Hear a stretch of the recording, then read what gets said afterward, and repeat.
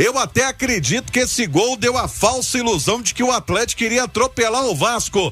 É ou não é? Comentarista Itatiaia, Ale Oliveira. Tudo bem, Ale? Tudo ótimo, viu, Romano? É sempre um prazer estar ao seu lado. Também fiquei com essa impressão, até pelo momento que vive o Vasco, né? Zona de rebaixamento. Agora 5 rodadas sem vencer do Campeonato Brasileiro, embora tenha conseguido resultado positivo na Copa do Brasil. É bom a gente lembrar que venceu o CSA por 3-1, mas o CSA está na Série C do Campeonato Brasileiro, é uma outra realidade. O Vasco, que nem como mandante em São Januário, tem tido um bom desempenho. Já são 4 jogos em casa que não vence. Aí você, com esse quadro negativo do adversário, você começa o jogo praticamente, menos de 40 segundos, com 1-0 e com um belíssimo gol do Gabriel Menino. Curioso, né? Que o Gabriel Menino bate muito bem na bola. Todo mundo sabe disso, inclusive bate falta, bate escanteio quando tem oportunidade, mas não tinha feito o gol e acertou na bochecha da rede.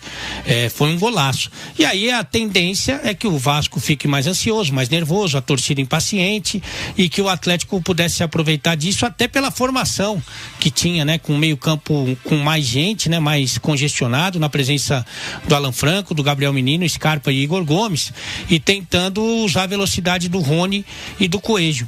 Mas isso não aconteceu. O Atlético meio que dormiu nesse 1-0, chamou o Vasco e meio que na base da confusão, sabe, de mandar a bola meio lá na área de qualquer jeito, conseguiu um pênalti que tem um ponto aí que é importante. O Coelho não precisava desse tranco, ele não vai na bola, mas o juiz estava na frente do lance. O Cuca falou também sobre a ausência do Hulk, né? E aí é controle de carga. E muita gente às vezes não entende, né, Ale? Você falou sobre o aspecto que o Atlético pós-mundial teve dos jogos. Só corda no pescoço, amigo. Só adrenalina lá em cima, tensão. Isso prejudica o jogador, até em recuperação de lesão. Porque o cara fica... A ansiedade atrapalha também. E aí ele falando, tem que controlar. Até porque o Hulk também não é nenhum garoto. Apesar de mostrar em campo que corre mais do que muito garoto, né? E o Hulk, né, além de ter quase 40 anos, ele jogou todos os 8 jogos pós Copa do Mundo de Clubes. Todos. E decidindo, né? E com cobrança de pênalti, com tensão, com tudo isso que você colocou. E é um cara de quase 40 anos, né? Então tem que tomar cuidado. E muita gente confunde, né? Eu falei sobre isso, inclusive, porque tive contato com o Hulk, com o Renier, que estavam treinando juntos hoje lá no CT. Não é que o cara vai falar assim, o Hulk não vai jogar, então ele vai ficar em casa fazendo churrasco. Não é isso, ele estava no CT hoje. Inclusive depois o Cláudio até falou que ele postou foto e tal. Tava com o Renier treinando, sabe, se condicionando, aprimorando.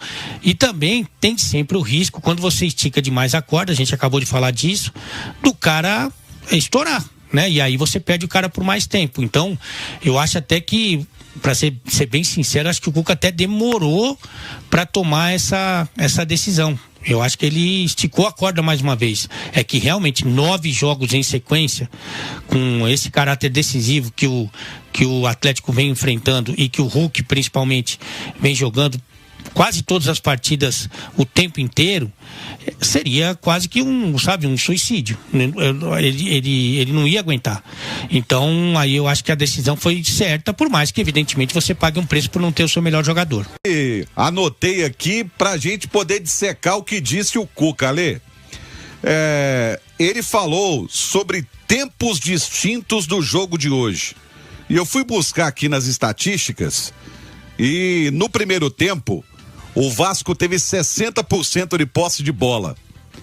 No segundo tempo, o Atlético teve 51%. Concorda com ele de tempos distintos?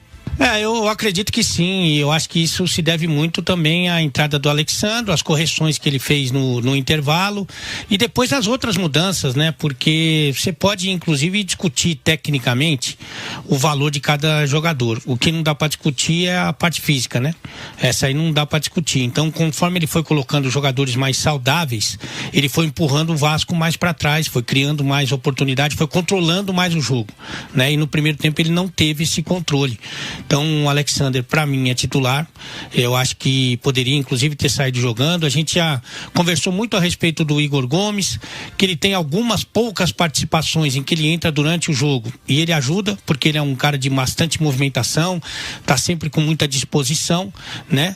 E quando ele sai jogando, você pode pegar a estatística, isso o que eu tô falando não é achismo, é só você pegar.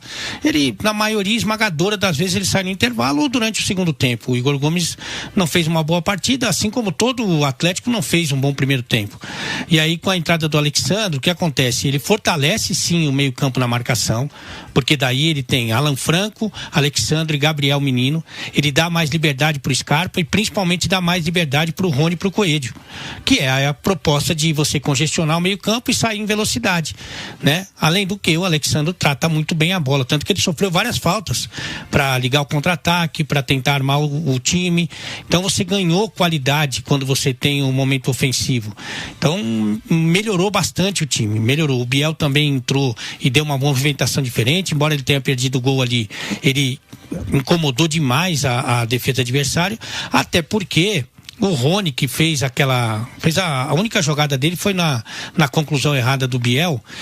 O Rony não fez um grande jogo, o Coelho não fez um grande jogo, e ainda falando pelos lados do campo, o Arana não fez um primeiro tempo muito ruim, no segundo tempo foi mais regular, mas ainda muito distante, e é compreensível do Arana que a gente viu brigar por vaga na seleção brasileira, né?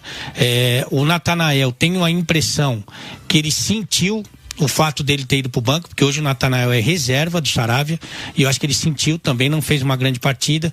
Então as mudanças eu acho que não deram só um gás, mas deram mais qualidade para a equipe do Atlético, e no segundo tempo o Atlético sim foi melhor que o Vasco e deu essa impressão final, né, esse gostinho de que poderia ter conseguido algo maior.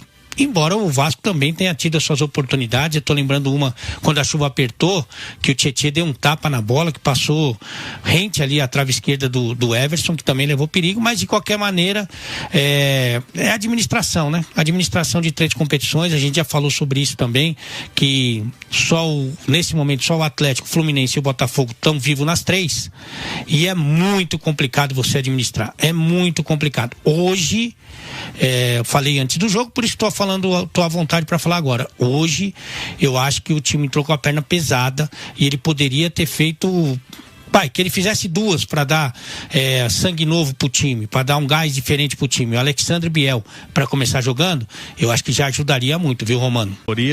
Do Galo, para a gente poder começar a entrevista com o técnico Cuca do Atlético. Peraí. Vamos lá então. Só o ok do pessoal da TV para a gente poder iniciar a entrevista.